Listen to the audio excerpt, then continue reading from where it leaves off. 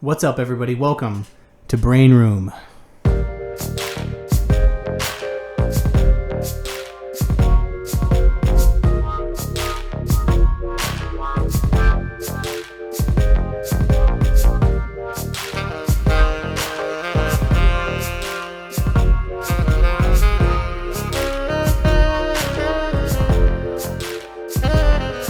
So today on Brain Room, this is the 5th episode, I think.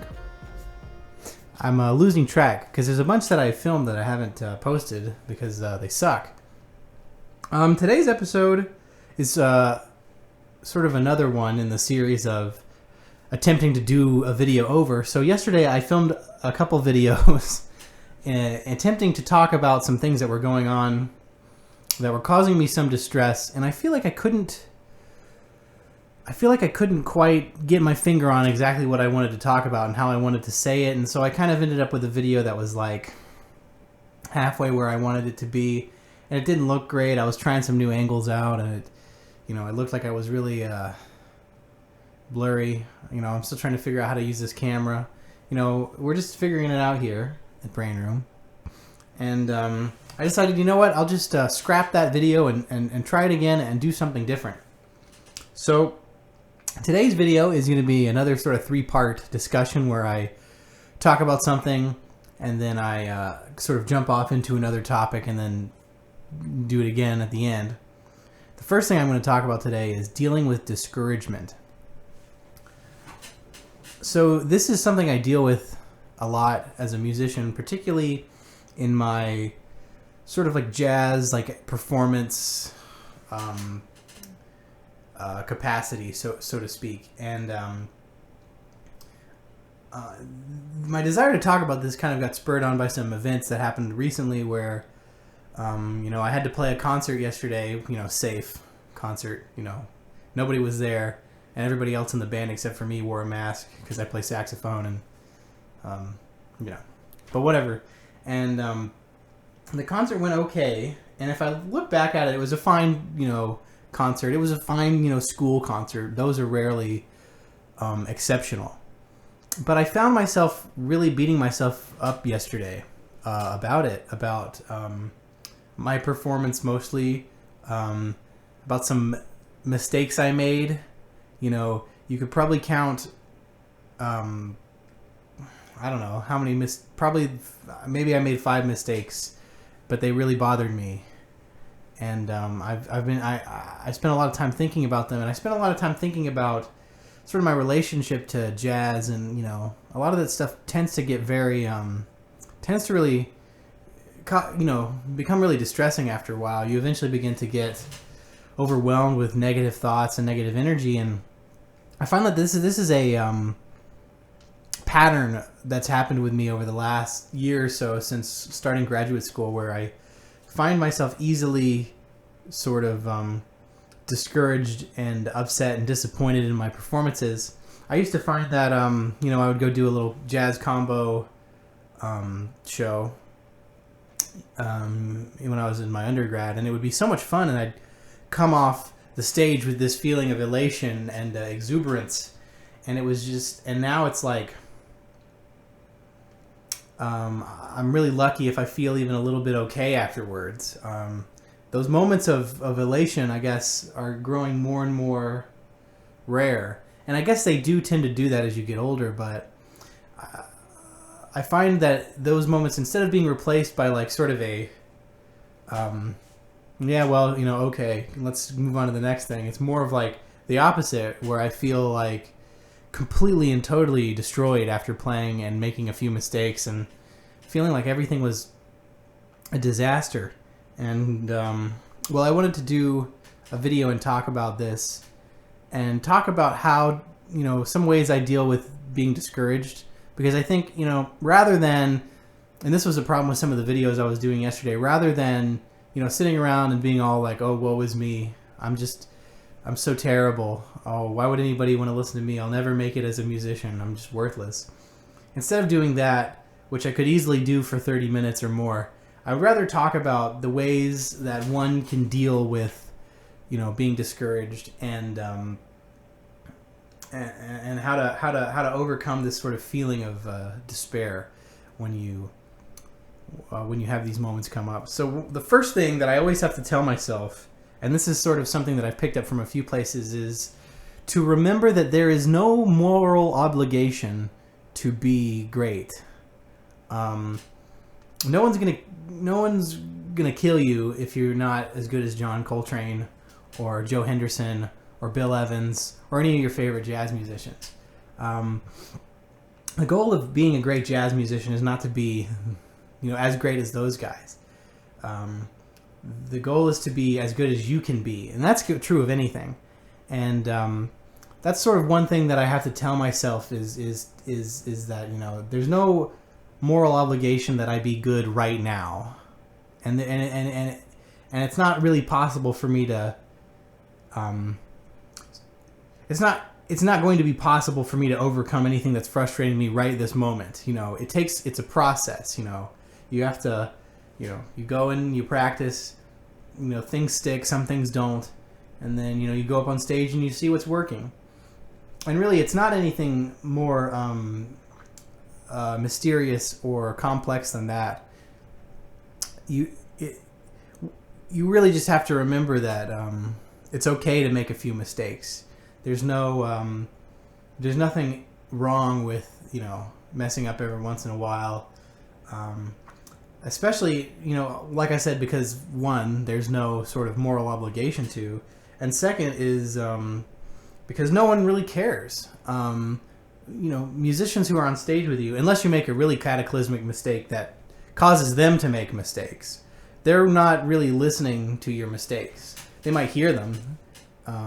And some people who might be, older than you may come up, usually out of, meaning well, generally speaking, I find. They may come up to you after the show and be like, and they might tell you what you did wrong or like point it out to you, but at the end of the day, even if people do that, no one cares about the mistakes you make on stage.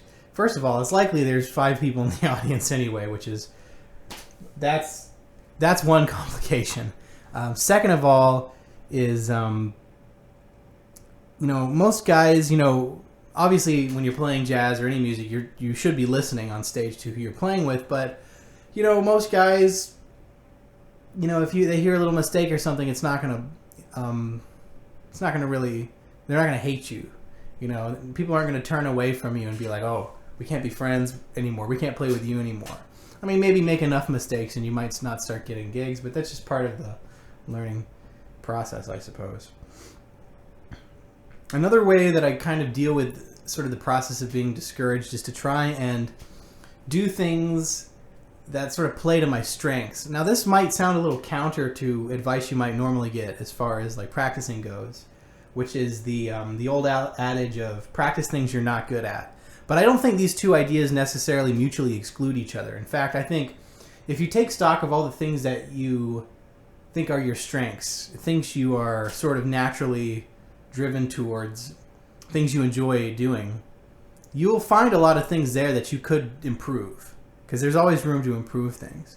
And I think if you do that, as opposed to spending a lot of time practicing things that you either don't like or aren't really ready to tackle yet because you've got all these other problems that you have to work out, you're going to end up frustrated ultimately, and it's going to be a bad time. And that's something I'm kind of dealing with right now with kind of the way I want to go about music in general, in terms of like, do I want to just be a jazz musician or do I want to do other things?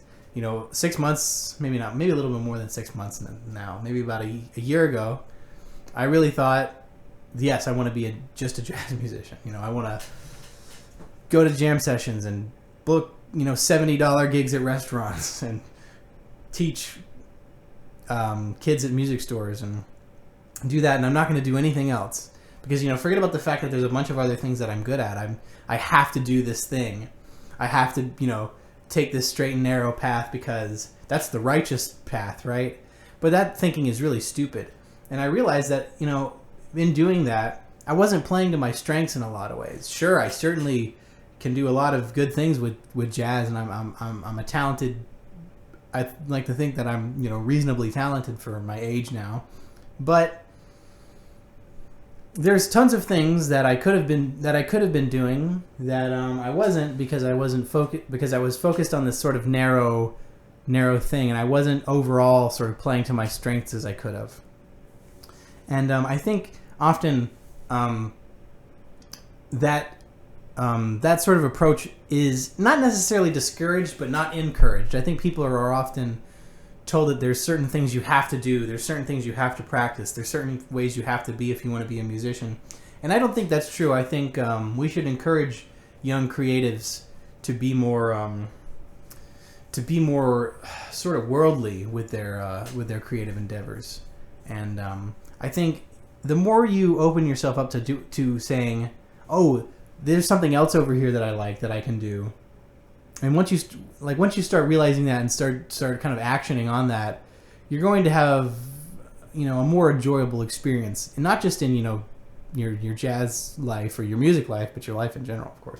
For me, so if I could put this in like a practical example of how this sort of picking the things you enjoy and playing to your strengths goes in practice. Like if I were to practice, for me, an ideal practice session for jazz for me is you put the metronome on and you pick a tune and you say, okay, I'm going to work on an aspect of this song, be it the melody or improvising over just one section of music. It can be 4 bars, and then I take some language I like, maybe some little small lick I've worked out in every key.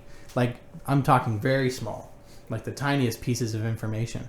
Work those out in a few keys. You don't have to always do all 12 keys, but it helps to do a few, because once you do a few, then you realize you start to see how it's put together and see what the pattern is, and then take that through the changes of just this one 4-bar section.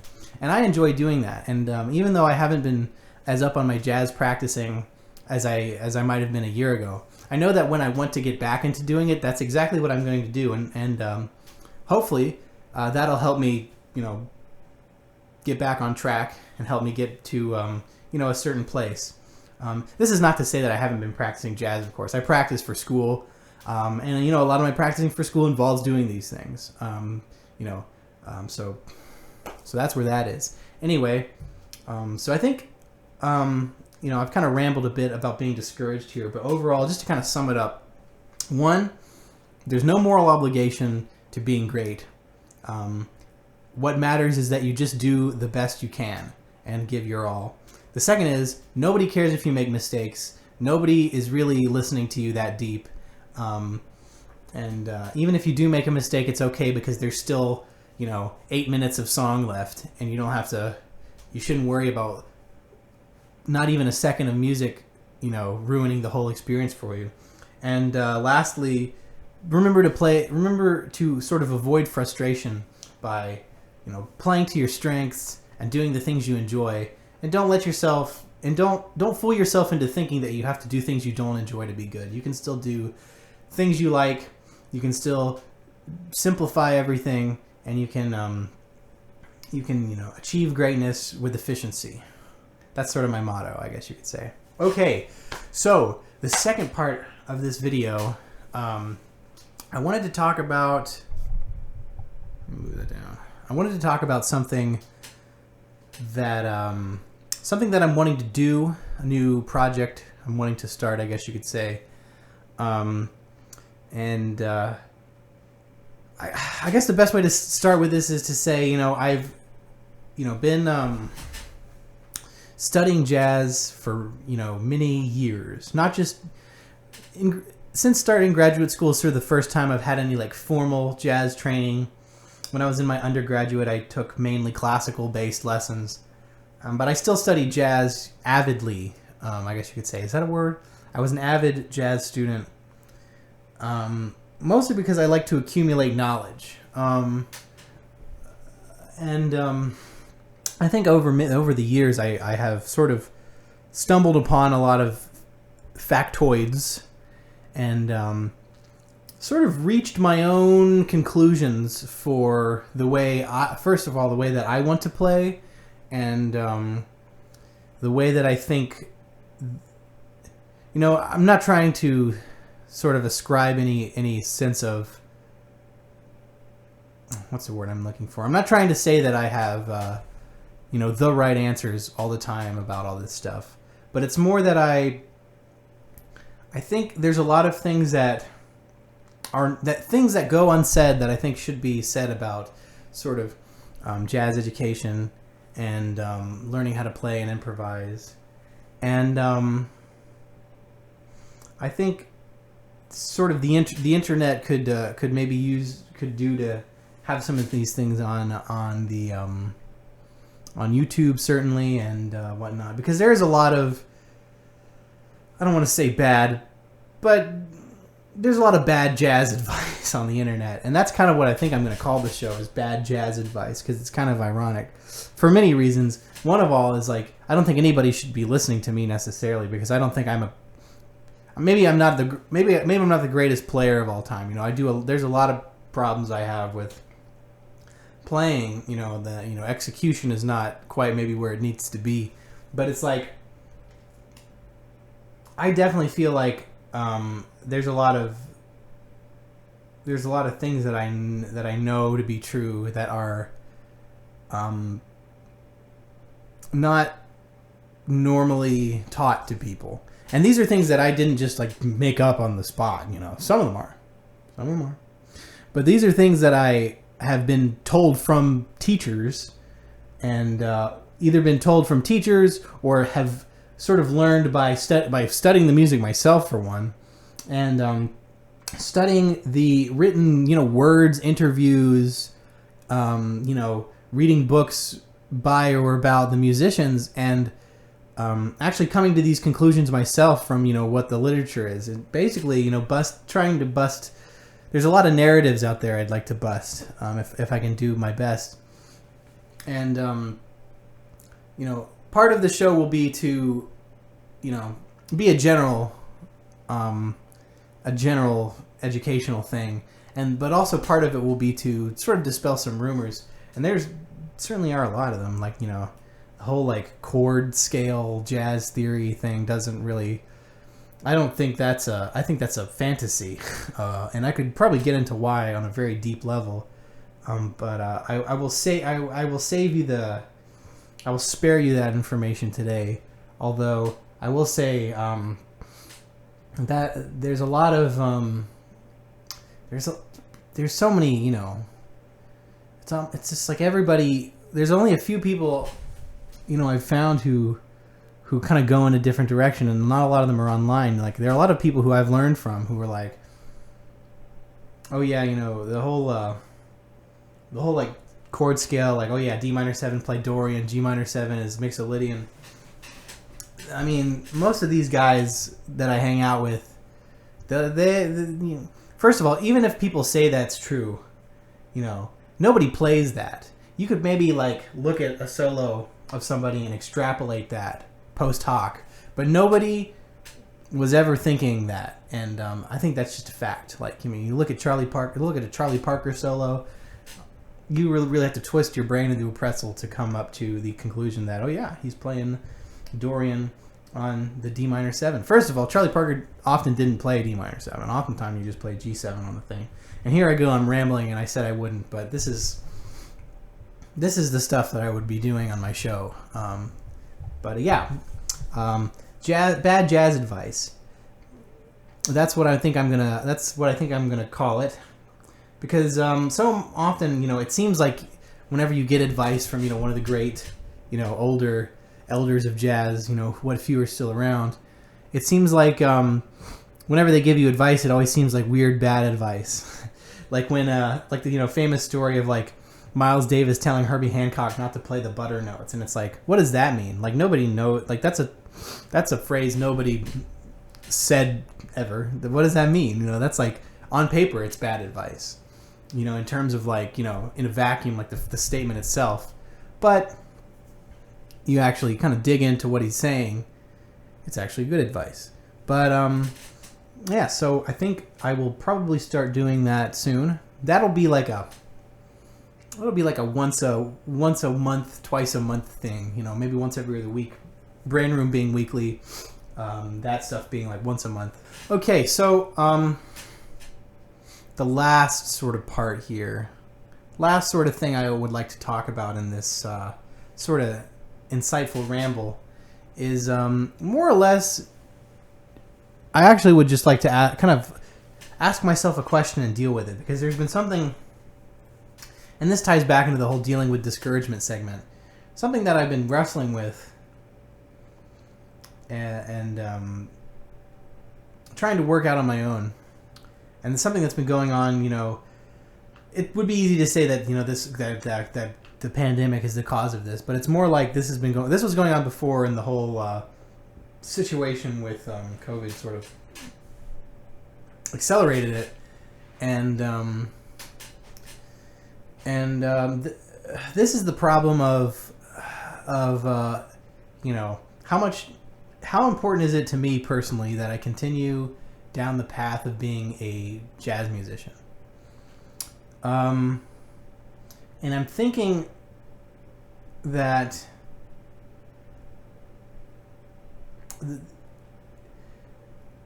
the answer is somewhere in between. The answer is it's neither very important or not important at all. I think the truth is that the way I think a friend of mine kind of said this to me really astutely is that he said, and this friend of mine is an older fellow who is sort of a working musician. Never went to school for music, but did music in school, and sort of had a healthy career as a gigging musician, as well as having a real job. And what he said is that he looks at learning jazz the same way as one might look at learning classical music, where it's like, yeah, there may not be a lot of application for that, but it's really helpful to have learned because it will give you skills elsewhere. And that's kind of the way I look at it now. I think, I don't see myself in the next few years becoming, or like the next few years is in like the next long period of time, 10 to 15 years, becoming, a renowned jazz saxophonist who plays with big name jazz musicians and, plays, all the big festivals and tours and makes just straight ahead records, because that would require me to really like put aside things that I really enjoy doing, like doing first of all, just writing songs and composing and doing a bunch of other stuff. Like, I like to mix, I'm learning how to mix and produce. And there's other instruments I like to play. I like to play flute and clarinet, and I like to play guitar. Sometimes I just want to play a synthesizer, bang a little synthesizer part out for like a little MIDI track or whatever.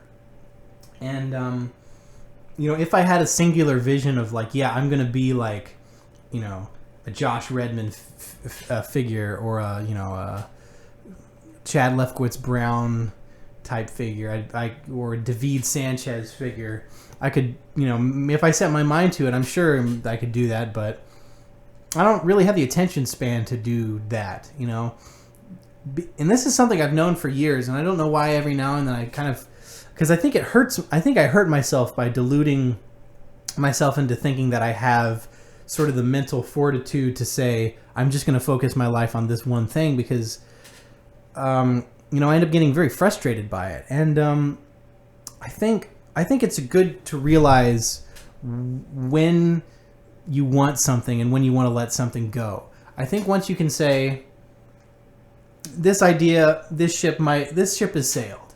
And it's okay to say that. It's okay for the ship to sail, because that means, now you can think about all these other ships that haven't sailed that you would love to check out.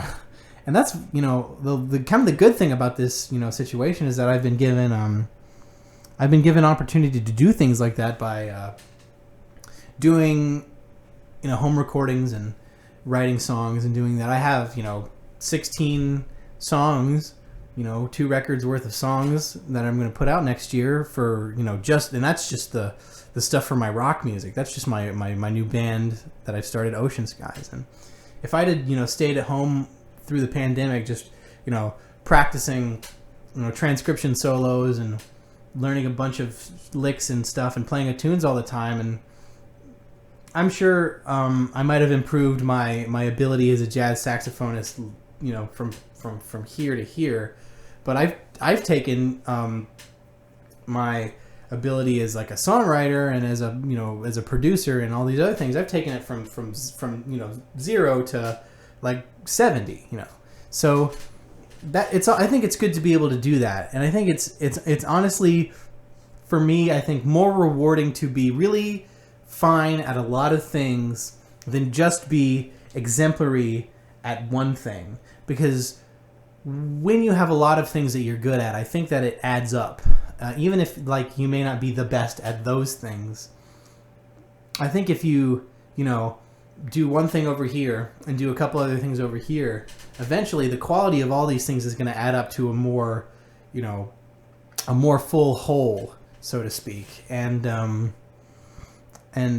sometimes I grapple with this worry that I kind of betrayed my original intentions and desires in life by even thinking the idea that maybe just playing the saxophone and being a really good saxophonist isn't the only thing for me. But I think it kind of betrays my true nature to think that that's true in the first place. And so that's kind of where I am. If I could figure out how to not be frustrated with that when I actually do have to confront that aspect of my life, that would be another thing.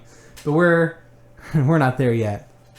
And I hope, overall, I hope that maybe, I may not have a lot of advice, but I think that talking about things publicly helps.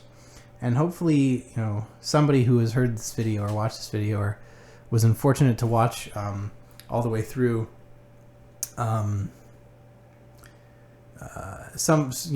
if you have watched this thing all the way through, maybe it just helps to hear about someone trying to go through this. And that's I think where I'm going to leave it. Overall, don't be discouraged. There's a lot of cool things out there, and I think the world often encourages us, sort of society kind of encourages us not to explore all the possibilities, when the reality is that life is much more rewarding when you actually explore all the possibilities. So anyway, thank you everybody. This has been Brain Room. Remember to click subscribe, hit the bell. I guess, is that what the kids say? I know it's kind of hokey to make fun of the whole like YouTube, like, oh yeah, like and subscribe thing, but I really am just clueless overall. But yeah, so anyway, thanks for watching.